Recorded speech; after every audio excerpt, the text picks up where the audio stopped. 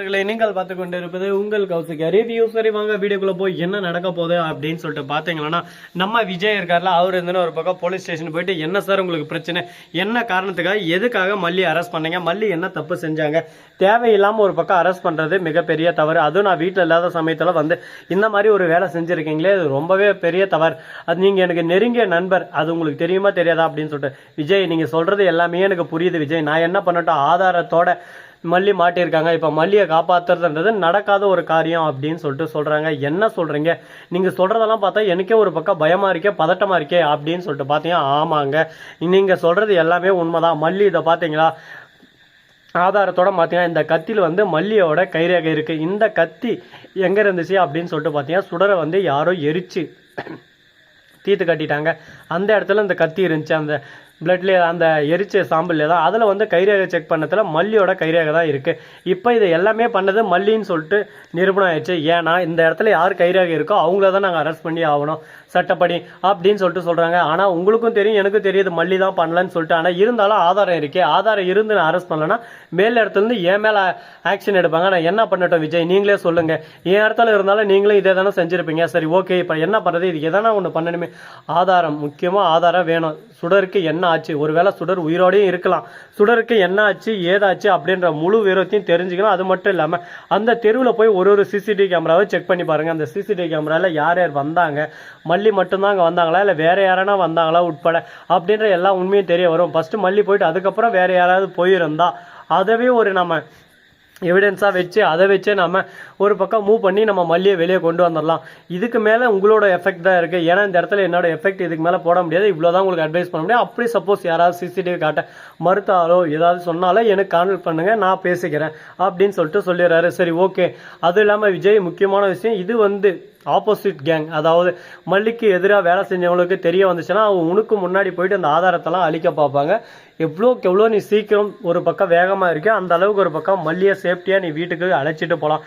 அப்படி இல்லைன்னா மல்லி பர்மனெண்ட்டாக ஜெயில் வாழ்க்கையை ஒரு பக்கம் ஜெயிலே கழிஞ்சிடும்.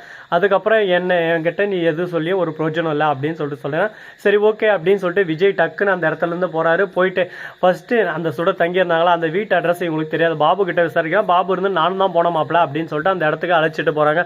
அழைச்சிட்டு போய் அந்த இடத்துல பார்க்குறாங்க. சரி ஓகே, சிசிடிவி எங்கே இருக்குன்னா ஆப்போசிட் வீட்டில் இருக்குது, எல்லா வீட்லையும் இருக்குது, எல்லாத்துலேயும் எரஸ் ஆயிடுச்சுன்னு சொல்லிட்டு சொல்கிறாங்க. இது எப்படி எரஸ் ஆகும் அப்படின்னு சொல்லிட்டு கேட்க, சார் எரஸ் ஆயிடுச்சுன்னா எரஸ் ஆயிடுச்சு, எப்படி எரஸ் ஆகணும் என்ன நீங்கள் எங்களை கொஸ்டின் கேட்குறீங்க, உங்களோட அஜாக்கிரதையால் நீங்கள் ஏதோ ஒன்று பண்ணுவீங்க அதுக்கு நாங்கள் பொறுப்பாகுமா அப்படி இப்படின்னு சொல்லிட்டு திட்டி விட்டுறாங்க. ஆனால் அந்த இடத்துல கரெக்டாக நம்ம சுடர் இருக்காங்களா இருந்தாங்களா வீட்டுக்கு அதுக்கு சைட் வீடு இருக்குது, அதில் வந்து கரெக்டாக கேமரா செட் பண்ணியிருக்காங்க. அது வந்து மாங்காய் மரம் இருக்குது, அதுக்கு மறைச்சிட்டு இருக்குது. ஆனால் மாங்காய் மரம் க்ளீனாக அந்த கேமரா லென்ஸ் இருக்குல்ல அதுக்கு நேராக வந்து கரெக்டாக கேப்பில் இருக்குது. அந்த கேப் வழியாக அந்த வீட்டுக்கு யார் யார் வந்தாங்க என்ன பண்ணாங்க, அது மட்டும் இல்லாமல் ஜன்னலும் அங்கே ஓப்பன் இருந்துச்சு. அந்த ஜன்னலில் அந்த ரவுடிகள் எல்லாமே சேர்ந்து ஒரு பக்கம் நம்ம சுடரை அடித்து அங்கேருந்து சுடரை கொண்டு போயிட்டாங்க. அங்கே வந்து நார்மல் டெட் பாடியை வச்சு ஒரு பக்கம் ஃபயர் பண்ணுற மாதிரி பண்ணி அந்த இடத்துல அந்த கத்தியை போட்டது எல்லாமே வீடியோவில் ரெக்கார்ட் ஆகிருக்கு. இது அழகாக நம்ம விஜய் ஒரு பக்கம் காப்பி பண்ணி கிடைச்சிட ஆதாரம், இந்த ஆதாரம் மட்டும் நமக்கு போதும் அப்படின்னு சொல்லிட்டு அந்த இடத்துல இருந்து கிளம்புறாங்க. அப்போ தான் ஒரு பக்கம் நாங்கள் வந்துட்டோம், நாங்கள் இருக்கிற போது நீங்கள் எப்படி போக முடியும், உங்களை இப்போ எங்கே அனுப்பணுமோ அங்கே நாங்கள் அனுப்பிச்சி வைக்கிறோம்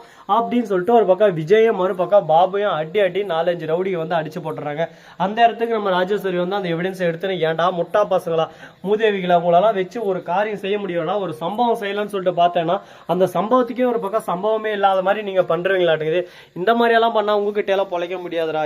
எப்படா டே உங்களால எதானா ஒண்ணு பண்ண சொன்னா அது எல்லாமே எப்படி சொதப்புறது, எப்படி அதை சப்பையா முடிக்கிறது அப்படின்ற விஷயத்த உங்ககிட்ட பார்த்து தான் தெரிஞ்சுக்கணும். ஏன் இந்த மாதிரி பண்றீங்கன்னு சொல்லிட்டு எனக்கு சுத்தமா புரியல அப்படின்னு சொல்லிட்டு கோவப்பட ஆரம்பிக்கிறாங்க. சார் சார் சார் கோவப்படாதீங்க சார், நிதானத்தை இழந்துட்டோம்னா அதுக்கப்புறம் ஒன்றும் பண்ண முடியாது சார் அப்படின்னு சொல்லிட்டு சொல்ல, நிதானமா டே என் வாயில வேற எதனா வந்துட போதுடா, எந்த அளவு உங்களை இடம் கொடுத்து இந்த இடத்துல நான் வச்சுக்கிறேன் தெரியுமா, இது எதுவுமே தெரியாம ஒரு பக்கம் நீங்க உங்க பாட்டுக்கு நிதானம் குதானம் ஏதோ பேசுன்னு இருக்குடா, டே நான் என்ன சொல்றதுன்னு சொல்லிட்டு தெரியல இதுக்கு மேல அப்படின்னு சொல்லிட்டு கோவப்படுறாங்க.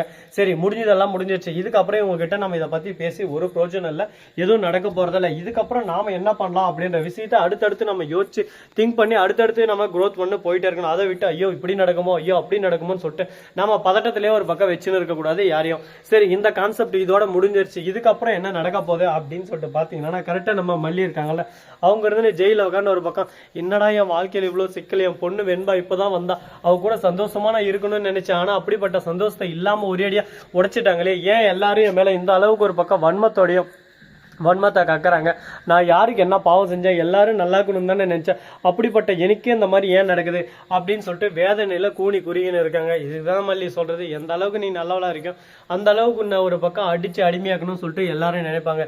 எல்லாரோட திங்கிங் அந்த மாதிரி தான் இருக்கும். அதனால எல்லாரையும் ஒரு பக்கம் நாம எந்த அளவுக்கு முடியுமோ அந்த அளவுக்கு எஃபெக்ட் போட்டா மட்டும் தான் இந்த இடத்துல இப்படி நிற்க முடியும், இல்லைன்னா லாஸ்ட் வரையும் நம்ம இப்படி தான் நிற்க முடியும். அதனால இந்த விஷயத்தை பற்றி இதோட நம்ம பேசுறதை விட்டு அடுத்து என்ன பண்ணோம் அப்படின்ற விஷயத்தை பற்றி நம்ம யோசிச்சு திங்க் பண்ணி அடுத்தடுத்து நம்மளை க்ரோத் பண்ண போனால் மட்டும்தான் நம்ம இடத்துல ஜெயிக்க முடியும், நிலையாக நிற்க முடியும்.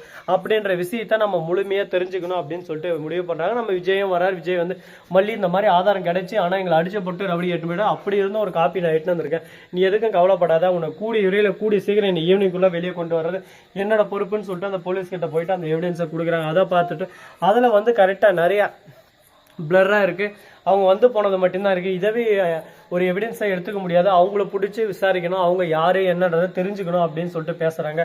என்னடா இது புது பிரச்சனையாக இருக்குது எப்பா. ஸோ நண்பர்களே, இந்த வீடியோ உங்களுக்கு பிடிச்சிருந்தா லைக் பண்ணுங்கள், கமெண்ட் பண்ணுங்கள், ஷேர் பண்ணுங்கள், டிண்டிங் பெல்லை தட்டி விட்டு போங்க. அப்போ தான் நான் போகிற அடுத்தடுத்த வீடியோ உங்களுக்கு உடனுக்குடன் நோட்டிஃபிகேஷனில் வந்து கொண்டே இருக்கும். மிக்க நன்றி. தேங்க்ஸ் ஃபார் வாட்சிங். Tata, see you. நன்றி, வணக்கம், வந்தனம், வருக தருக.